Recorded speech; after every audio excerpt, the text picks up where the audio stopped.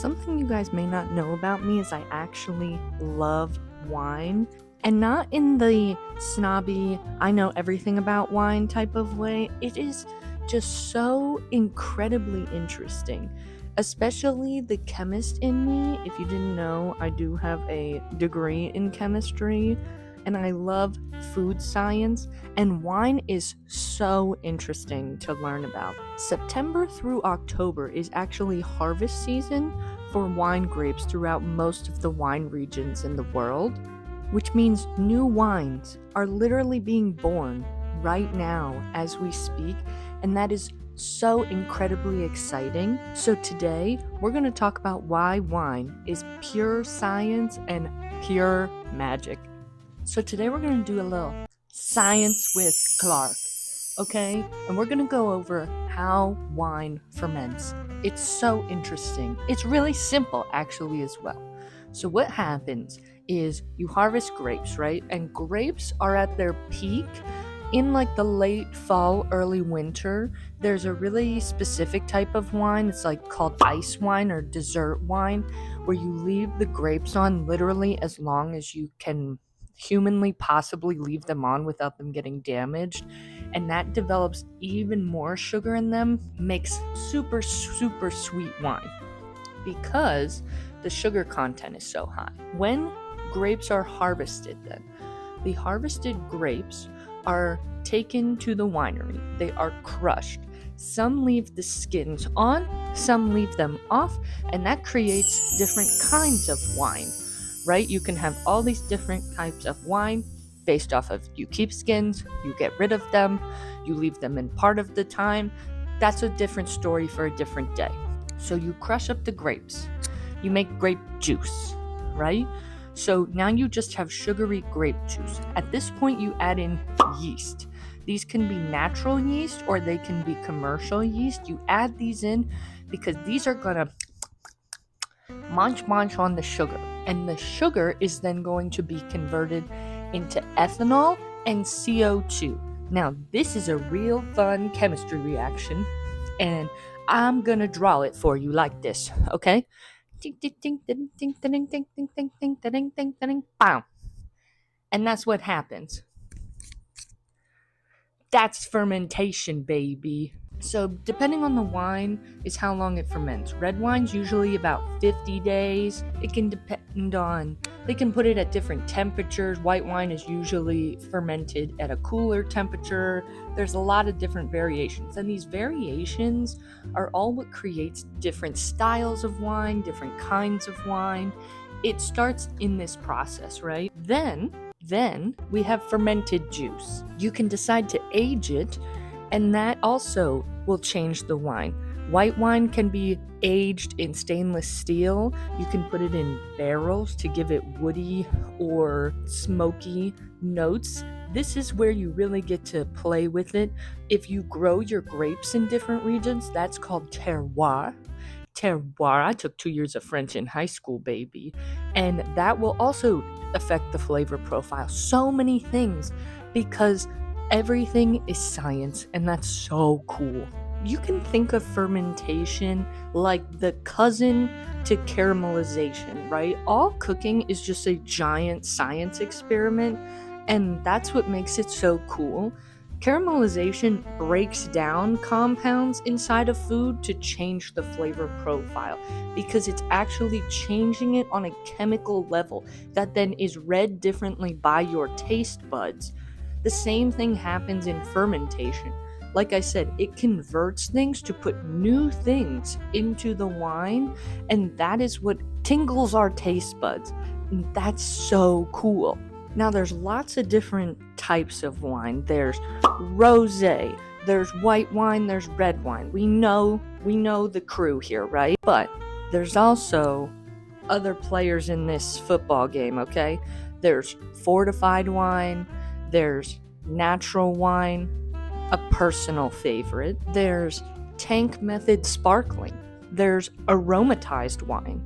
She's a distant one I don't know a ton about. And then another personal favorite of mine that a lot of people don't talk about enough, orange wine.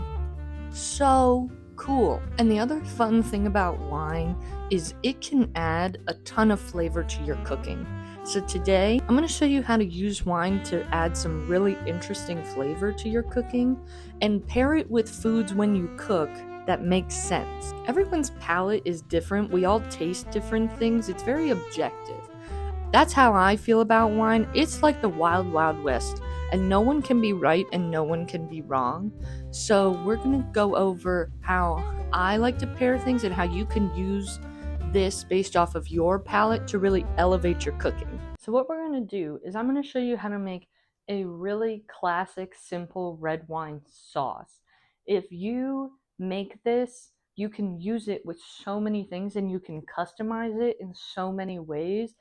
It's really kind of like a catch-all sort of scenario. So we're going to start by chopping up a little onion. Now the reason that red wine, you tend to pair it with red meat or things with higher protein content is because red wine has these natural acids and tannins in them that when you reduce them down, they do something really magical to the meat itself. I'm going to chop this really fine, and I'm not going to use a lot. We're just going to do about that much. True mince on the onions here.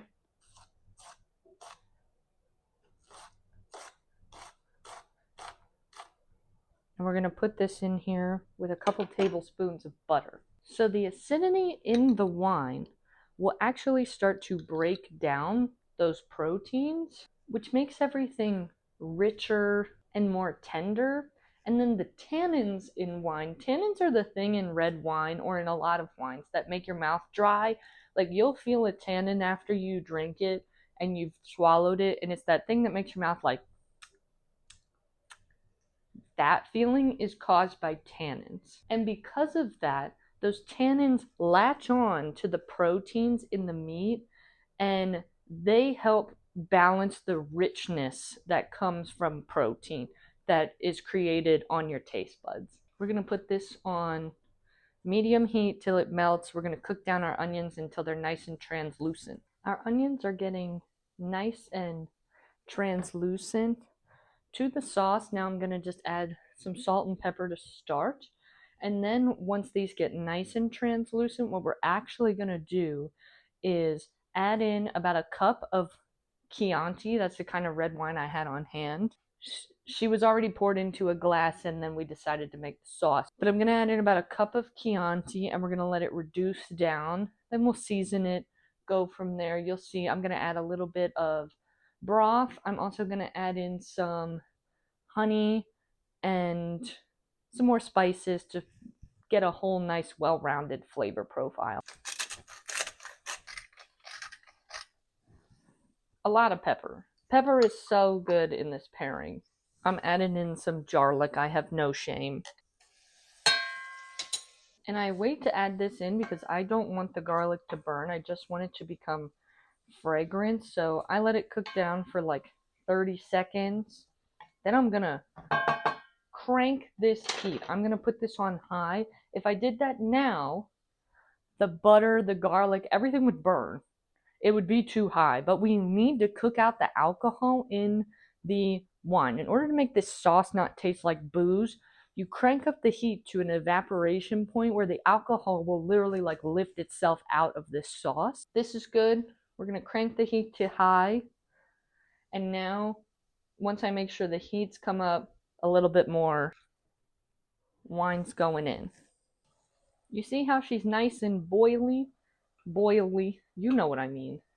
This is what we want. This is cooking out the alcohol. And you'll smell it. You'll definitely smell it in here. This is where we want her.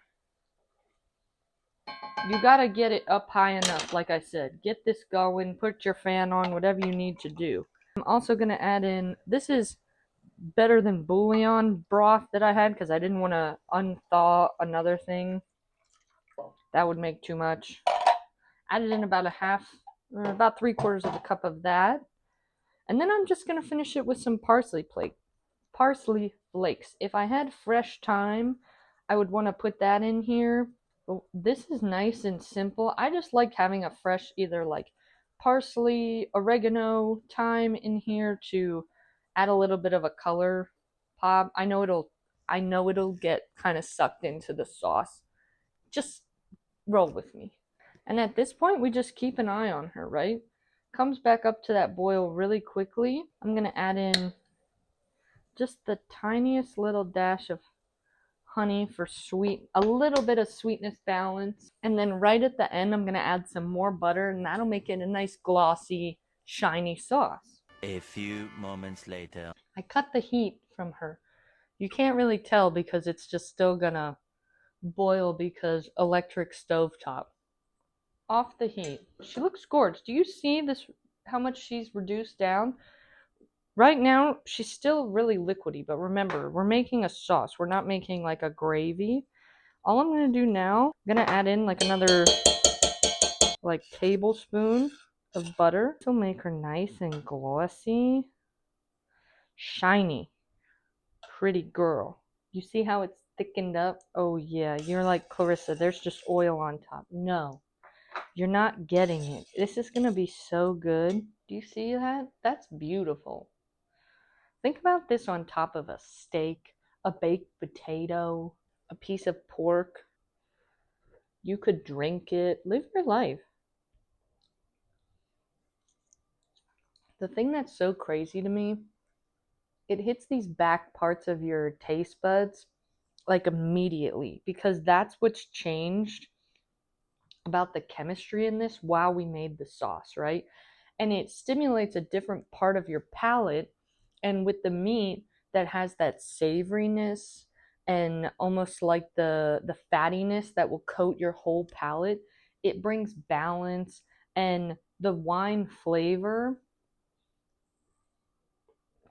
adds acidity, creates the roundness that we wouldn't get from just having meat, right? The aging and fermentation process of that created something so beautiful and different.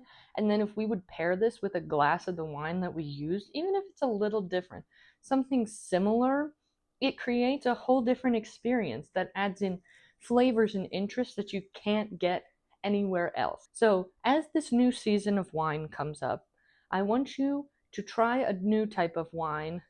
Keep it under $20.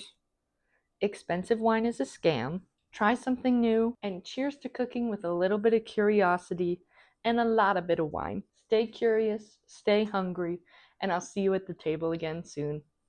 Bye!